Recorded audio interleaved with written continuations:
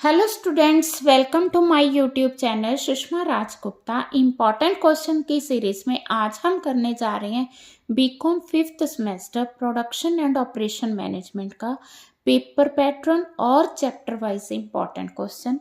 चलिए शुरू करते हैं।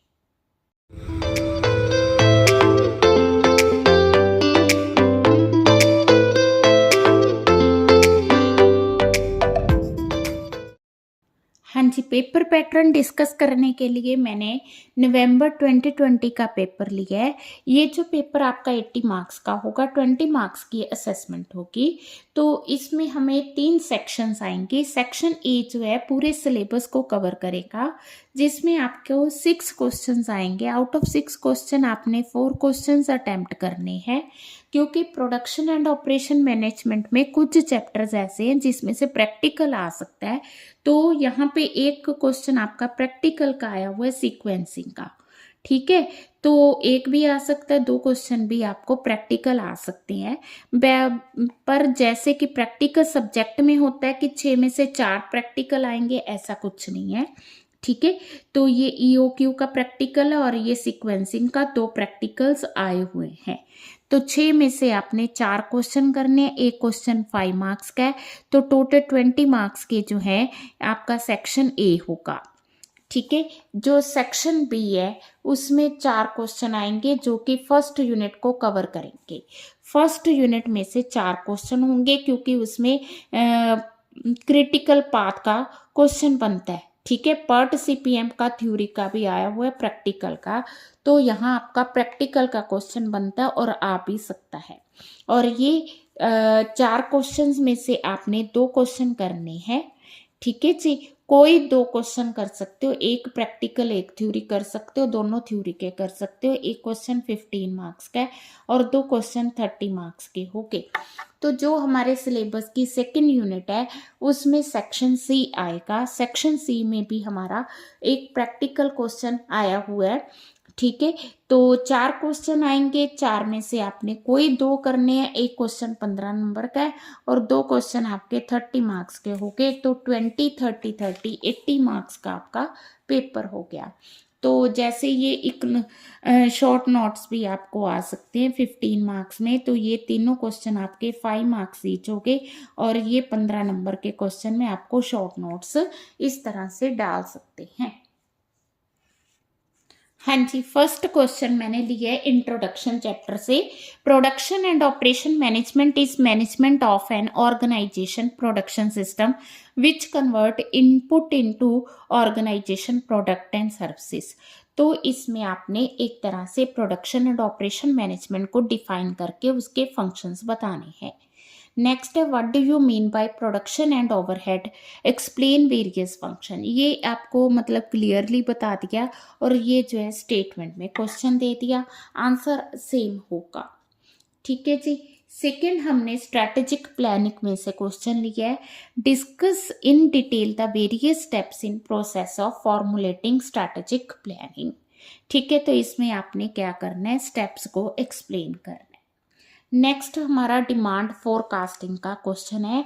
Demand forecasting is essential in production and operation management, do you agree with the statement and support your answer with suitable example.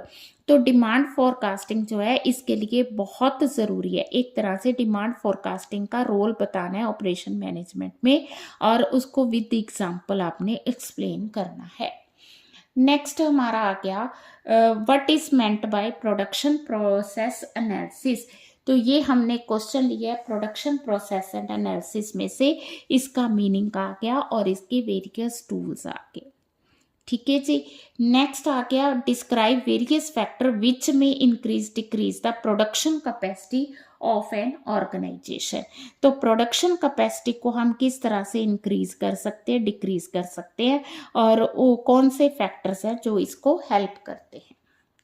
हाँ जी, next हमारा question है what do you understand by product development, discuss steps to be taken before considering the development of new product. तो product development का question है, उसका meaning आ गया, उसके स्टेप्स आ गए।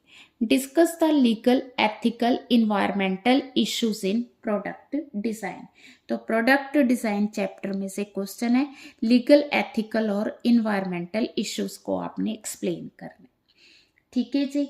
देन आ गया, if you want to set up cement company, discuss different factor you consider for location and why. ठीक है जी। तो फैसिलिटी लोकेशन चैप्टर में से ये क्वेश्चन है।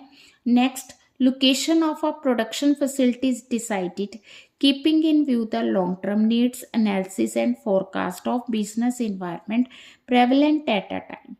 ठीक है, तो लोकेशन के बारे में ये क्वेश्चन है कि लॉन्ग टर्म नीड्स एनालिसिस के लिए हमें लोकेशन जो है उसको पूरा ध्यान रखना है। ठीक है, तो जब भी हमने लोकेशन लेनी तो उसके फैक्टर्स ही एक तरह से उसने मांगी है कि नीड देखनी, एनालिसिस और फोरकास्ट देखनी। Discuss the various factors affecting plant layout. तो ये लेआउट का क्वेश्चन है जिसमें हमने फैक्टर्स को ही डिस्कस कर, इसमें लेआउट की टेक्निक्स को डिस्कस कर।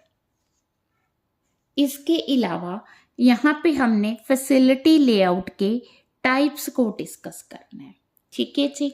नेक्स्ट हमने चैप्टर लिया है प्रोडक्शन प्लानिंग एंड कंट्रोल। तो what do you understand by production control, और इसके बेनिफिट्स बताने हैं, उसकी टेक्निक्स को एक्सप्लेन करना है। ठीक है जी। नेक्स्ट हमारा सीक्वेंसिंग का चैप्टर है। तो ज़्यादातर इसमें प्रैक्टिकल आता है, अगर थ्योरी आएगी तो प्रिंसिपल अजम्पशंस आ सकते हैं कि कौन कौन सी अजम्पशंस है। नेक्स्ट हमारा नेटवर्क एनालिसिस का चैप्टर है। तो इसमें क्वेश्चन आ सकता है नेटवर्क एनालिसिस होता क्या, उसकी नीड क्या, इंपॉर्टेंस क्या और मेथड्स क्या है।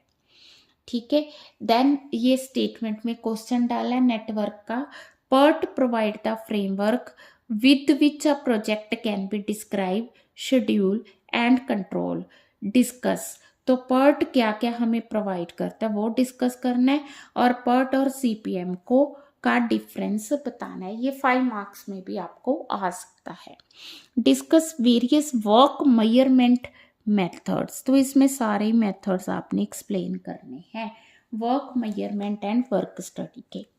ठीक है, फिर इसी में से क्वेश्चन लिया हमने, explain in detail motion study, what are the various technique used for motion study. और नेक्स्ट है मेथड स्टडी। मोशन स्टडी को एक्सप्लेन करना है, मेथड स्टडी को आपने एक्सप्लेन करना है। हाँ जी, what do you mean by source of supply. तो ये हमारा क्वेश्चन आ गया सप्लाई चेन का।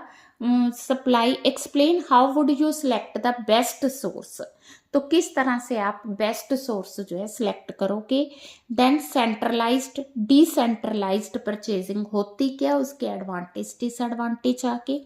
देन आके आपका inventory control, explain the clearly the different cost that are involved in inventory problems with suitable example, discuss EOQ and derive formula for EOQ।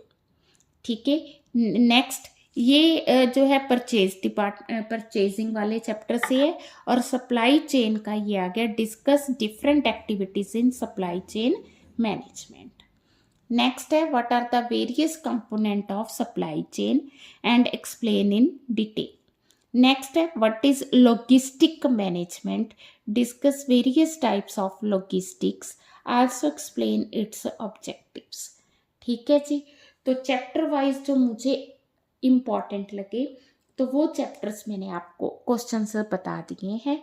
आपने exams की अच्छे से तैयारी करनी है। All the best for the exams. Video अच्छी लगी video को लाइक करें, शेयर करें और चैनल को सब्सक्राइब करें। Thank you.